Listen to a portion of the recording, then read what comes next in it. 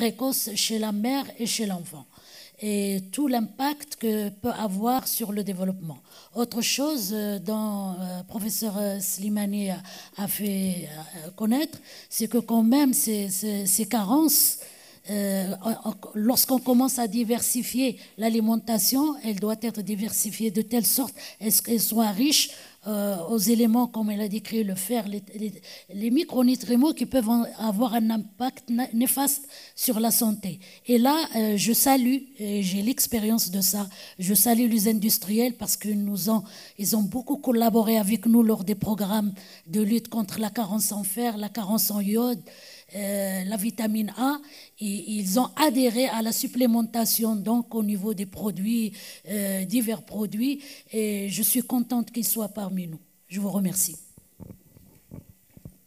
Maintenant, la parole est à la salle pour poser des questions aux trois orateurs qui sont là pour...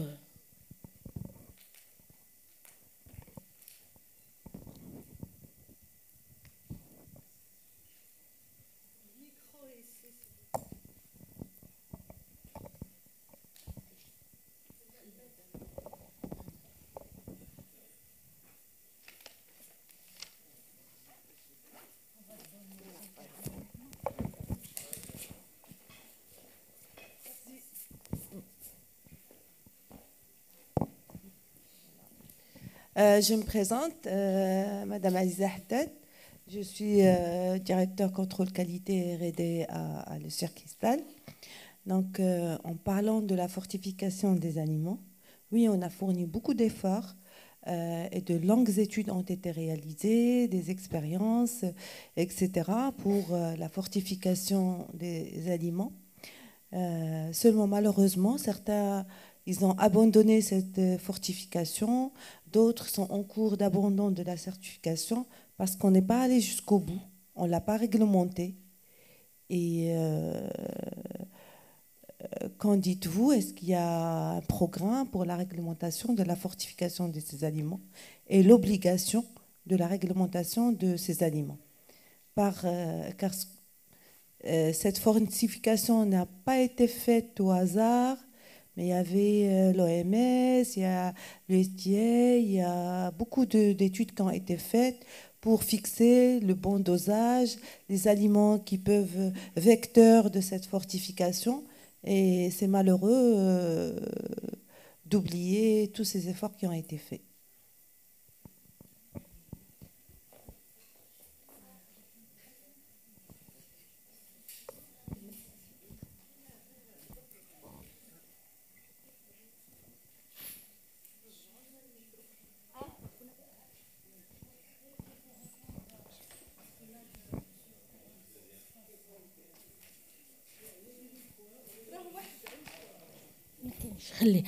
Juste pour répondre à votre question, la réglementation existe.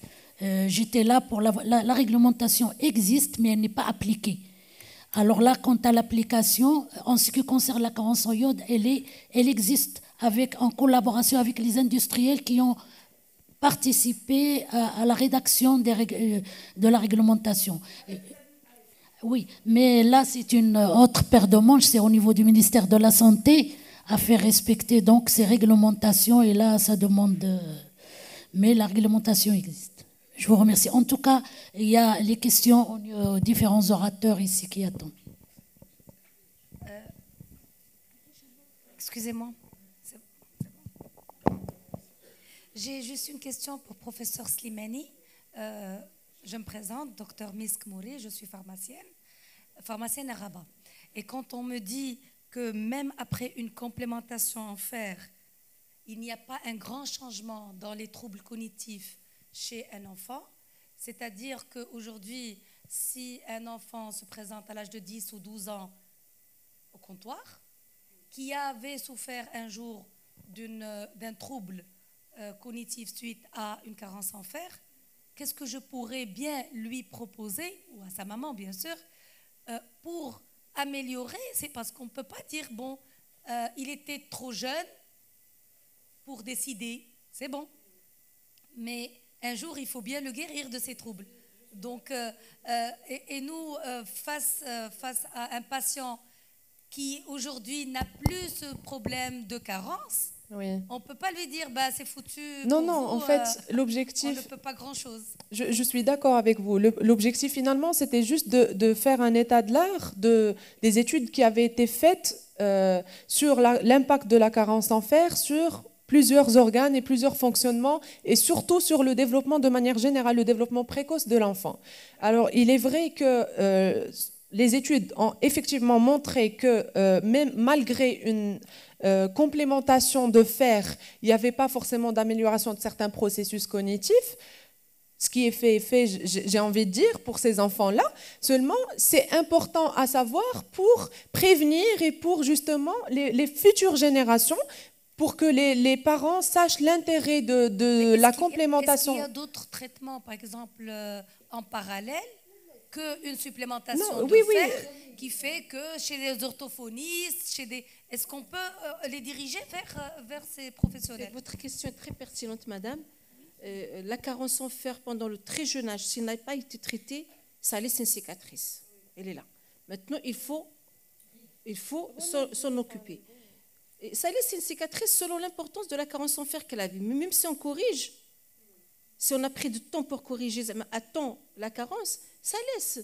La carence en fer, elle mord le cerveau. Vous vous rappelez l'adage qu'on disait l'angine, il mord le cœur? Eh bien, la carence en fer, elle mord le cerveau. Donc, c'est pourquoi il faut prévenir la carence en fer. Mais si la carence en fer est là, il y a toujours des séquelles au niveau cognitif. Et bien sûr, il y a la prise en charge. La prise en charge, il doit être précoce dès que le diagnostic a été fait. C'est par quand vous dites la prise en charge multidisciplinaire, eh bien, c'est de développement qu'il s'agit. Parce que le développement ne se conçoit pas par une seule personne. Le développement ne se conçoit que dans le cadre d'une pratique collaborative. Il y a le pédiatre, oui, il y a le nutritionniste, oui, il y a le psychomotricien, oui, il y a l'orthophoniste, oui. Vous voyez, il y a l'infirmier, c'est une pratique collaborative multiprofessionnelle. Et l'enfant, il doit être suivi. Nous, le point sur lequel nous insistons, pour les médecins généralistes, pour les pédiatres, il faut qu'ils soient au courant des ABC de développement de l'enfant. C'est ça l'objectif. C'est que toute personne en contact avec l'enfant, quelle que soit la porte d'entrée, qu'il soit sage-femme, qu'il soit infirmière, qu'il soit médecin, qu'il soit nutritionniste, qu'il soit médecin généraliste, toute porte d'entrée à l'enfance, ils doivent avoir les ABC de la prise en charge holistique de l'enfant, un minimum requis pour dépister précocement les difficultés chez l'enfant et pour les prendre en charge précocement avec des moyens accessibles au niveau de toutes ces portes d'entrée. C'est ça. Donc, c'est asseoir un projet multiprofessionnel. Et la meilleure des préventions, c'est in utero. Une femme qui est carencée en fer, on le connaît maintenant, elle donne des enfants qui ne seront dans l'avenir ni des manœuvres, ni des intellectuels. Et vous voyez ça, des mamans, des bonnes, qui prennent le cartable de leurs enfants. Ils n'arrivent plus à prendre leur cartable comme avant sur le dos. Ils n'arrivent plus à marcher. Et quand ils rentrent à la maison, nos enfants maintenant se mettent sur le lit. Ils demandent à d'autres personnes de leur ramener à boire de l'eau. Ils sont fatigués. Et quand on voit ce lot d'enfants, des études ont été faites partout, on démontre que ces enfants-là, dont leur maman était carencée en fer. Ceci étant dit, on n'a pas besoin toujours de supplémenter. Il faut la nutrition, les messages et tout. On sait aussi, deuxième chose, que le fer, parce qu'à un moment donné, on disait aux gens il faut être végétarien, etc., etc., ou diabétique, aux femmes enceintes et tout. Ça ne suffit pas. Il faut du fer héminique. Il faut du fer qui provient de la viande rouge, des abats de la viande rouge, etc. Bien sûr, chez la femme enceinte, on déconseille le foie tout le temps. C'est pour ça qu'on ne lui dit pas les abats. On dit la viande rouge parce que le foie est très riche en vitamine A et vous savez qu'il y a une toxicité de la vitamine A chez les femmes tératogènes, chez les femmes qui prennent beaucoup de vitamine A. Donc, c'est pour ça que le ministère de la Santé, maintenant, il donne le fer à titre systématique comme prévention. Il a introduit la numération formule sanguine parmi les examens biologiques obligatoires et gratuitement, obligatoires et systématiques chez toute femme enceinte, pour distinguer les femmes qui ont vraiment besoin d'un traitement fer curatif des femmes où il faut le donner comme supplément. Donc c'est très important cette question de fer. Et il faut vraiment, avec l'iode, avec l'acide folique, avec etc. Le Maroc, on ne fait pas attention à ces choses-là et nos femmes en général, donc il faut des messages particuliers et adaptés toujours.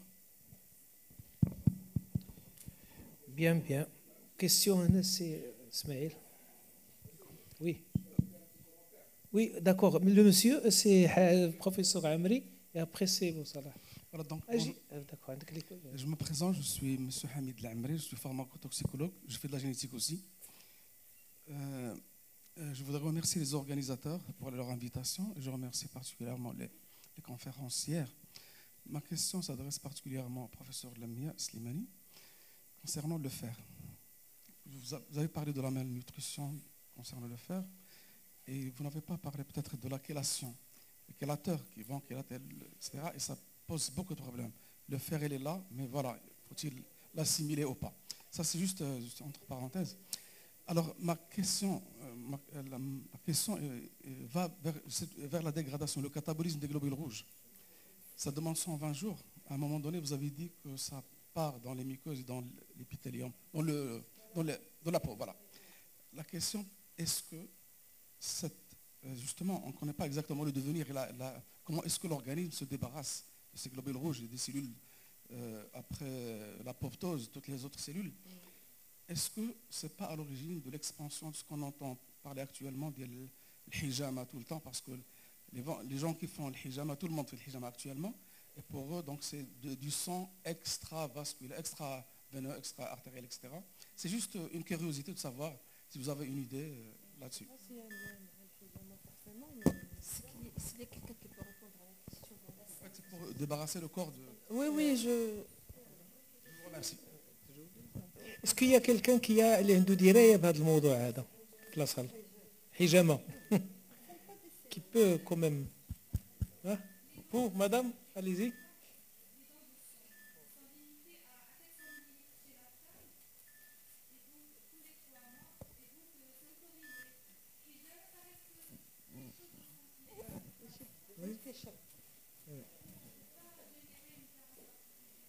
C'est une notion, professeur Amri, ديال الحجامة, la plupart des gens ne la connaissent pas. Hein? Oui. Non, mais votre question, je la trouve très pertinente parce qu'elle associe ce qui vient d'être dit. Et est-ce que ce bon sens qu'ils ont nos aïeuls, maintenant, est-ce que ça peut changer à travers ces pratiques quand même qui sont... Oui. Oui, bien sûr, bien sûr.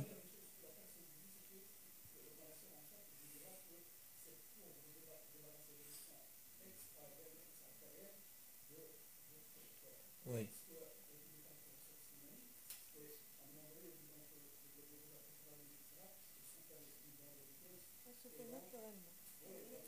Ça se fait naturellement par voie passive. En fait, on a toujours, enfin tout le monde est capable justement de faire excréter naturellement ces... Oui, parce que le cycle, justement, le cycle, il reprend. Effectivement, on en perd et on en synthétise à nouveau.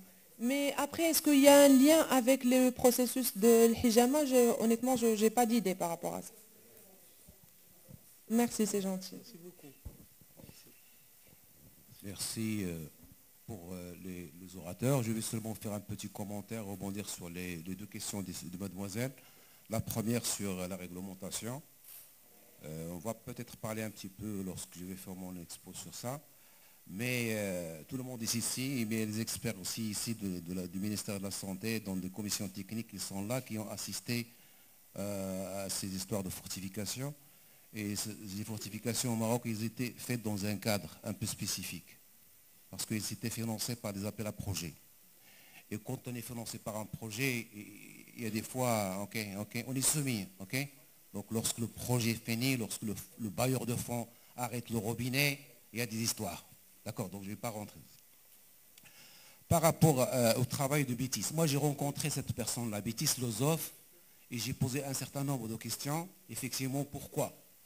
Pourquoi il n'y a pas cet espoir-là lorsqu'on réhabilite, lorsqu'on supplémente, lorsqu'on redonne du fer à un enfant, il a perdu l'opportunité des 1000 jours, son cognitive ne se rattrape pas. C'était les années 90. C'est une étude qui a été faite début 90. Et ça a duré 10 ans. À ce moment-là, les neurosciences ne sont pas encore développées. Parce que les neurosciences, maintenant, on parle beaucoup de plasticité neuronale, et on parle beaucoup de neurogénèse. On parle de neurogénèse aussi. Donc, il y a des possibilités au niveau hypothalamique, parce que c'est là où il y a le problème. Le fer est l'intérieur au niveau de l'hypothalamique, qui est un peu le centre de la mémoire, et sans mémoire, il n'y aura pas vraiment de bonnes conditions. Donc, peut-être l'espoir maintenant, c'est au niveau des neurosciences, pour nous dire comment stimuler ces parties corticales-là pour rattraper un peu au niveau cognitif. Et je crois qu'il y a beaucoup de travail qui se fait maintenant avec ce qu'on appelle les TCC, les thérapies cognitives comportementales. Donc c'est un autre sujet. Et merci. C'est Himi à côté. C'est Himi, c'est Boussalah. Oui. Mais toujours est-il, les mères carencées vont transmettre cette carence, ne serait-ce que par la culture et les aliments qu'ils mangent, à leur famille et à leur... C'est pas pour rien qu'on a le mari, les enfants et la femme qui sont, par exemple, d'un certain poids. C'est en fonction de ça. Et la plasticité, il a des limites aussi. S'il n'y a pas de fer, ben, le processus va continuer en rouge, dans le rouge. Dans le sens de professeur Abou Salah, vous savez, nous vivons et nous faisons fonctionner un pourcentage très limité de nos neurones. C'est-à-dire le gros stock de nos neurones ne fonctionne pas. Donc on peut toujours fonctionner et on peut toujours, par des mécanismes, bien sûr, collatéraux, par des mécanismes collatéraux, récupérer des fonctions. Mais on ne peut pas les récupérer en étant assis. On ne peut les récupérer que par le travail avec l'enfant.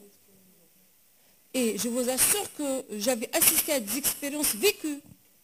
Un enfant, un IMC comme ça qui arrive comme ça, avec les mains en point, pendant 37 ans de pédiatrie. J'ai 37 ans de pédiatrie. J'avais les IMC avec les points comme ça. Pour moi, ça y est, c'était acquis. Eh bien, je vous assure que j'avais assisté à une expérience vécue à Tunis, que grâce au massage, au kérim de l'enfant a ouvert en éventail la main du côté opposé. Il y a des miracles maintenant avec les neurosciences. Il y a vraiment des miracles, et parce que le cerveau cache beaucoup de choses, et nous faisons fonctionner juste une partie infime de nos neurones. Et grâce à la stimulation, c'est pourquoi j'insiste sur la stimulation, parce que j'ai vu du miracle. Je les avais vus au niveau de travail avec l'enfance. Je crois, j'ai vu. Et je sais que c'est faisable quand on peut arriver. Parce que le cerveau nous cache encore beaucoup de mystères. Mais rien ne vient en dehors de travail avec l'enfant. Il faut le stimuler, l'éveiller, et il va répondre. Et il va arriver avec les autres.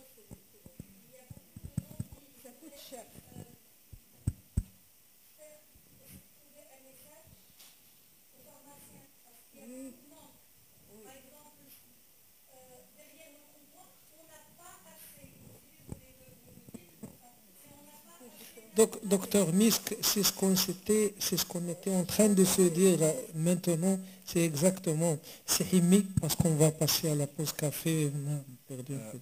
Merci beaucoup. Merci pour la Société marocaine de nutrition d'avoir organisé cet événement très important pour discuter de ce volet.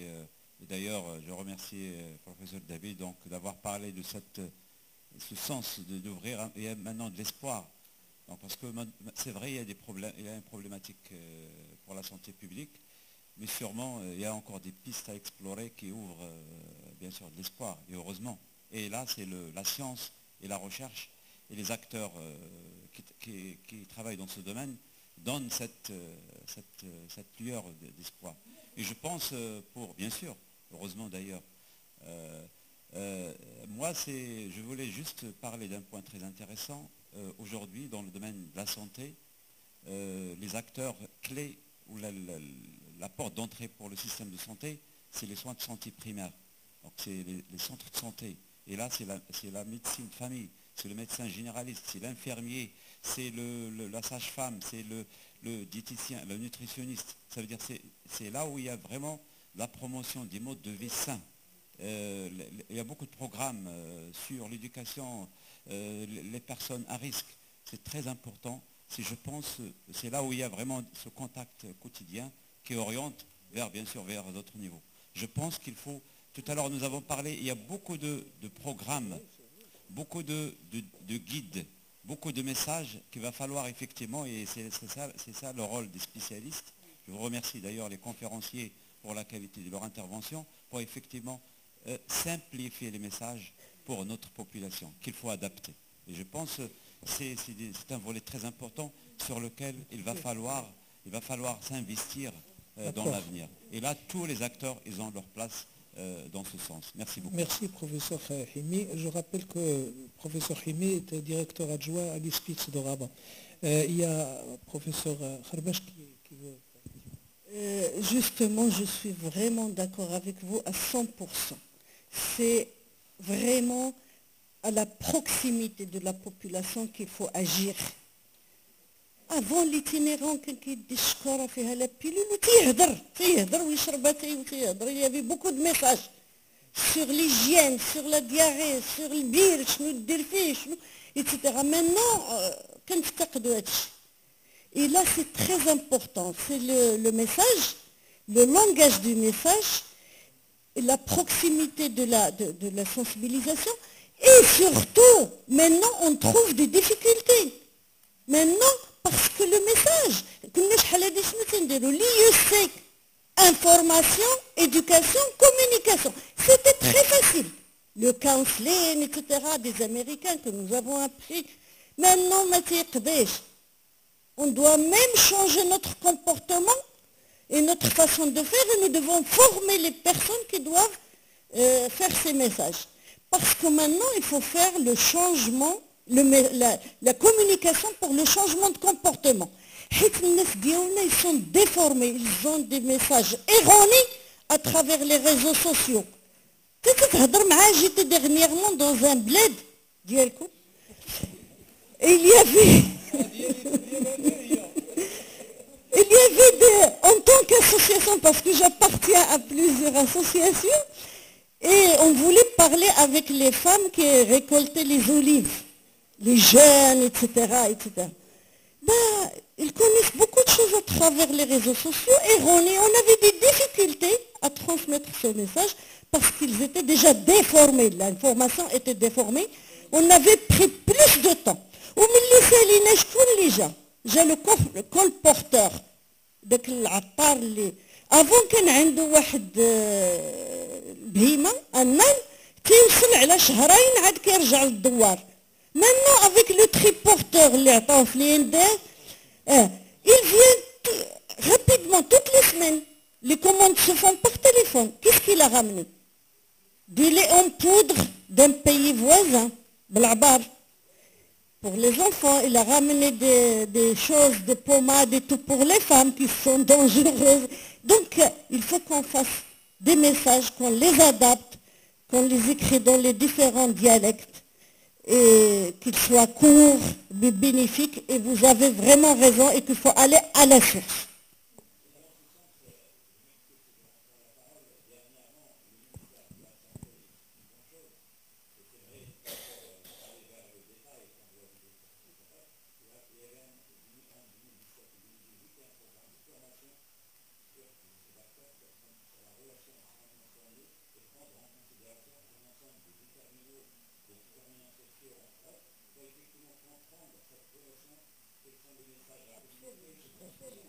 Moi, merci, c'est professeur. Moi, à mon avis, je l'ai toujours dit sur ce même plateau, il faudrait aussi combattre ces médias qui disent n'importe quoi. Ces médias qui vraiment, qui fleurissent, mais à une vitesse grand V, et qui...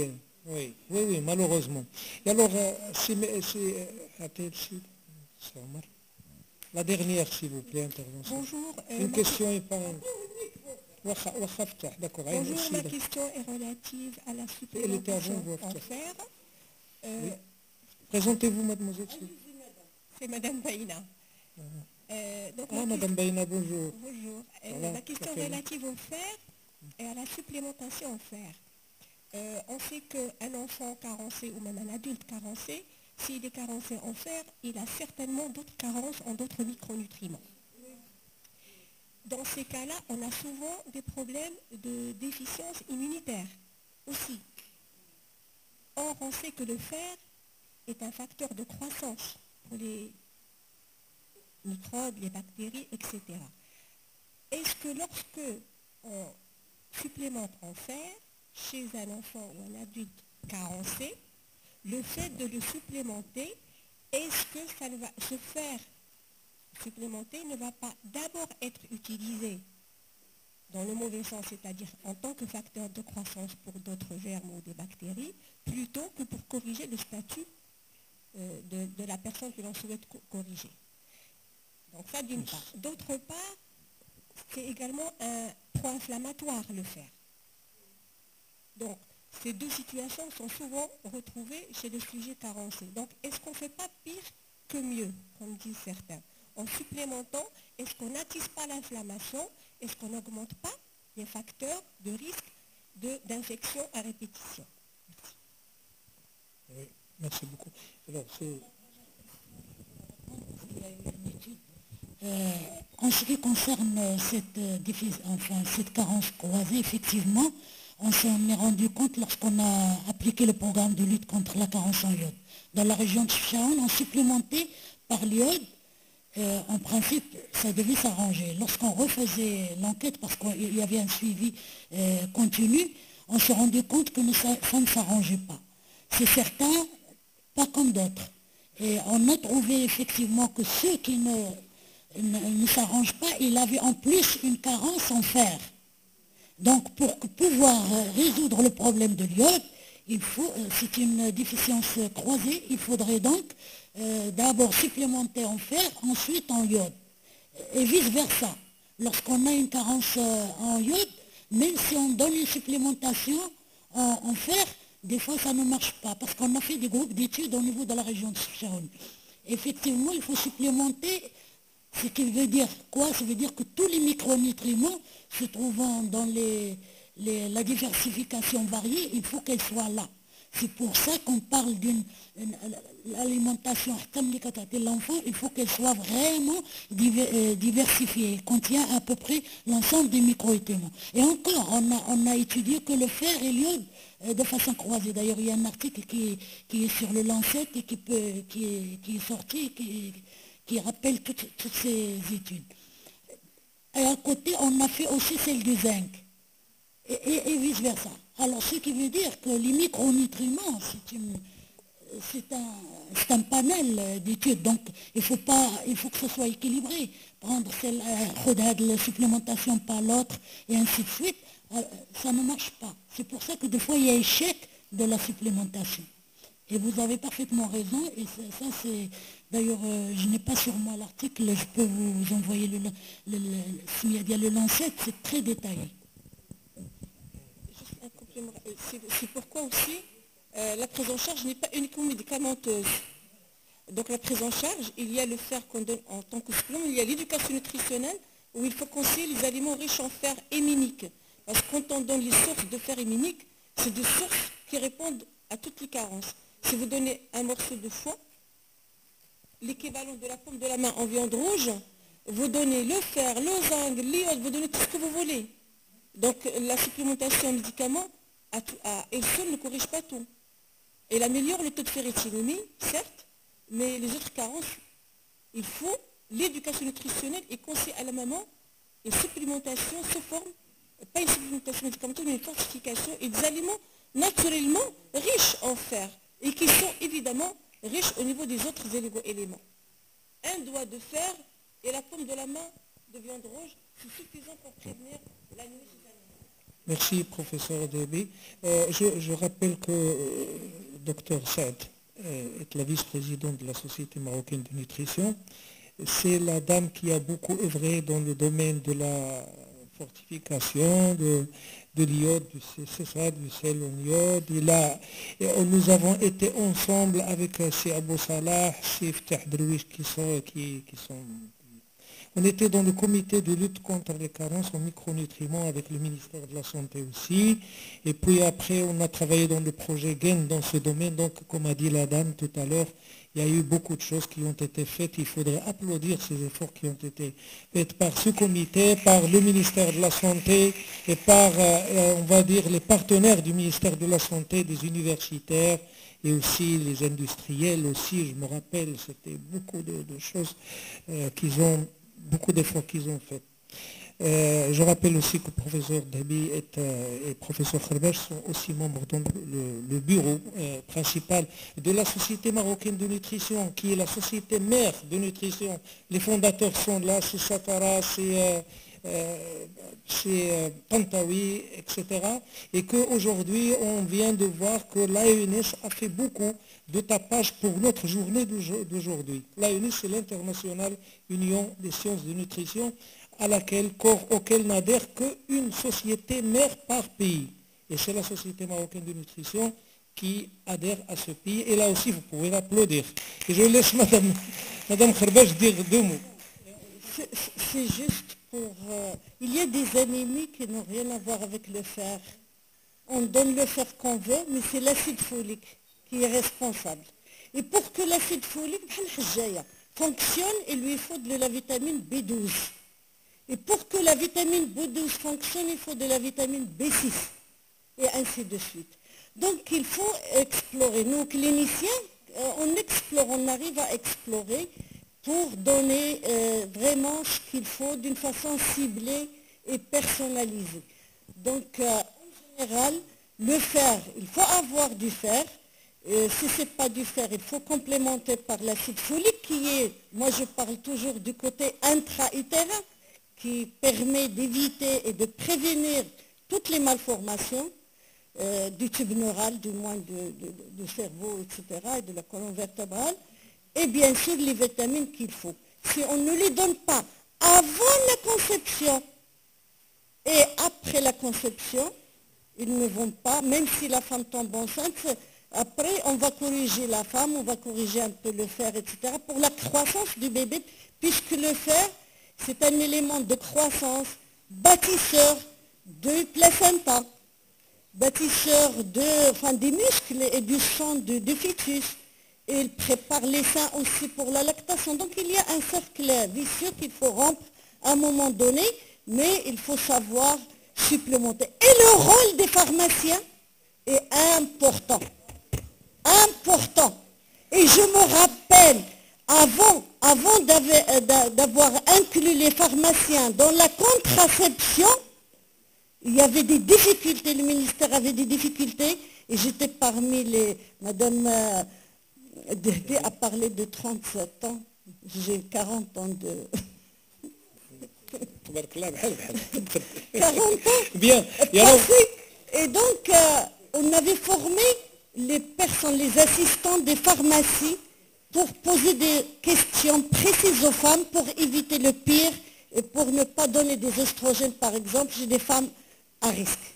Donc, la même chose pourrait se faire en matière de suppléments alimentaires. Madame professeur Kharbache est une militante dans le domaine de la santé et de la science. Siftah, parce que nous avons après une pause café, puis autre chose. Voilà. Merci beaucoup. Je ne vais pas poser de questions maintenant. Mais je vais vous dire simplement, je pense que vous étiez déjà pédiatre à votre naissance, là. 35 ans, 40 ans. Donc, écoutez, moi je vais revenir un peu sur les... Non, mais simplement pour rigoler un peu. Dans le ventre. On sent...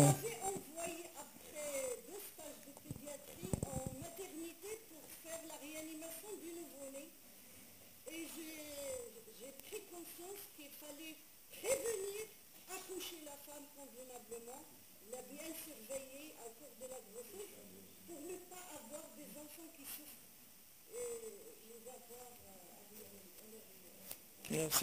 Merci beaucoup. Moi, je vais revenir sur quelque chose qui a été dit qui nous intéresse et qui fait le lien, je pense, entre le Maroc et la nutrition. C'est également concernant le fer et concernant la déficience en fer. Et je reviens sur les tanins du thé. Comment lutter? Peut-être il faut également réfléchir ensemble comment lutter, parce qu'on peut faire ce qu'on veut.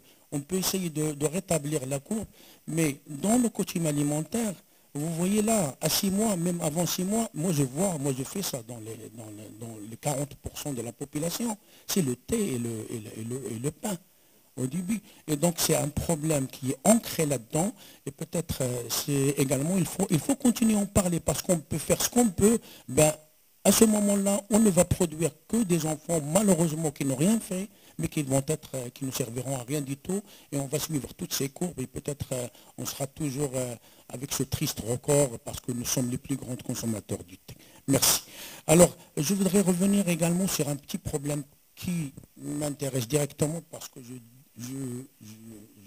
viens d'être grand-père, et ma fille, il ne veut pas m'écouter, hein. Il est en train d'utiliser le DME. Vous savez, le DME, c'est-à-dire à 6 mois, il a allaité pendant 6 mois, et je parle à tout le monde ici, et puis il a utilisé ce qu'on appelle la diversification alimentaire menée par l'enfant. À 6 mois pile, il a commencé à lui donner les carottes, il mange tout directement. Vous connaissez ça, le DME. Et j'apprends, hier, il me téléphone, il me dit, papa, le bébé ne veut plus allaiter.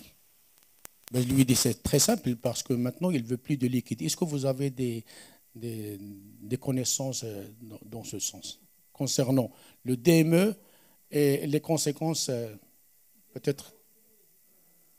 Les carottes, il va les cuire un petit peu, et puis à 6 mois, il a commencé à manger les carottes.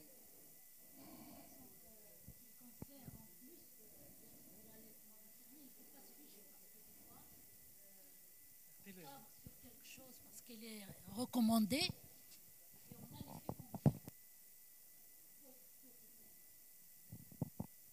Il faut être souple. Actuellement, même l'introduction de la diversification alimentaire, il est question de diversifier dès les premiers aliments, même les produits allergènes. Auparavant, on disait il ne faut pas donner les produits allergènes. Maintenant, non, ça a changé. Les recommandations européennes ont changé. Et même dès les premières diversifications, on peut introduire les allergènes. Bon, il y a le lait maternel, c'est bien. Mais si l'enfant s'il ne prend pas, il ne faut pas se cabrer et dire non. Il faut quand même laisser aller la nature aussi. Si l'enfant accepte tous les aliments diversifiés, pourquoi pas? Et le lait, on le donne sous d'autres formes. On connaît les...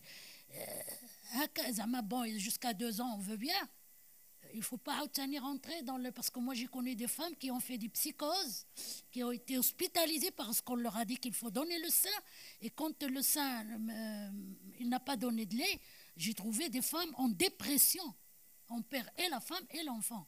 Donc, chaque cas est à traiter à part. L'essentiel, c'est que du moment qu'ils prennent les diversifications, il faut y aller, on trouve de tout à raison de diversifier. Avec le carotte, tous les aliments sont bons, sauf bien sûr là où il y a des gazeux, etc.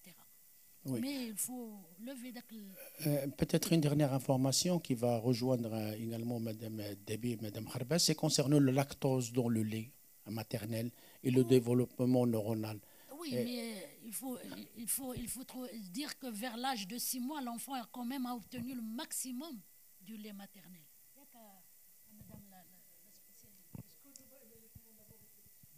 Exclusif jusqu'à 6 mois, jusqu'à 6 mois et demi. Vous savez, la diversification alimentaire, elle n'est pas faite comme ça au hasard. C'est pour répondre à des besoins nutritionnels qui ne sont plus assurés par le lait maternel. Le premier besoin qui s'exprime chez l'enfant, c'est d'abord le besoin en fer. Parce que le fer qui émane de l'hémolyse physiologique n'est plus là. Et lui, sa vitesse de croissance, il grimpe. Il faut bien qu'il y ait de fer. Parce que ce n'est pas le fer de lait maternel qu'il prenait avant. C'est le fer qui venait de l'hémolyse physiologique. Parce que le fer, par nature, il est pauvre en fer. D'accord? Mais c'est le fer qui venait de l'hémolyse physiologique qu'il a utilisé pendant les 4-5 premiers mois. Et bien après les 4-5 premiers mois, il faut une autre source de fer.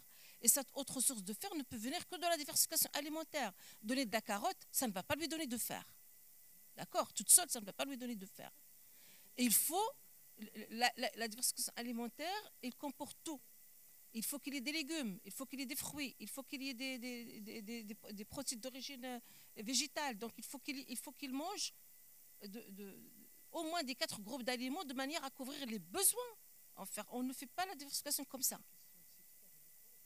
Le deuxième besoin, c'est l'énergie. Le troisième besoin, c'est les protéines. C'est la vitamine A. Vous voyez, c'est des besoins, c'est l'évidence-based qui montre que le premier besoin qui s'exprime immédiatement après, vers la fin du 5e mois, c'est le besoin en fer. Et ce n'est pas les légumes qui vont le lui donner. Vous avez compris? Oui, mais peut-être je suis mal exprimé. Peut-être il mange tout. Mais on peut voir c'est individuel, oui. Il a délaissé le lait, c'est ça.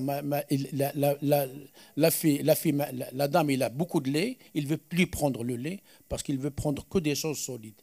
Pendant 1 mois, il n'a donné que ça, et puis maintenant, il ne veut plus entendre parler du lait. C'est ça mais il a tout mangé.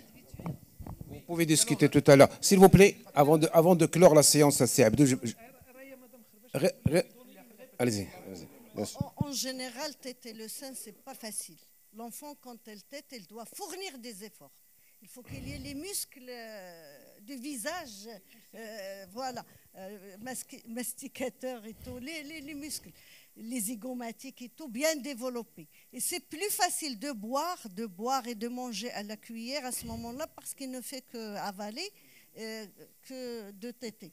C'est difficile. Mais il faut dire à votre fille que les graisses qu'il a gagnées pendant la grossesse, qui s'évaluent entre 3 et 4 kilos, qui se trouvent dans les hanches et les cuisses, ne peuvent disparaître qu'avec l'allaitement maternel.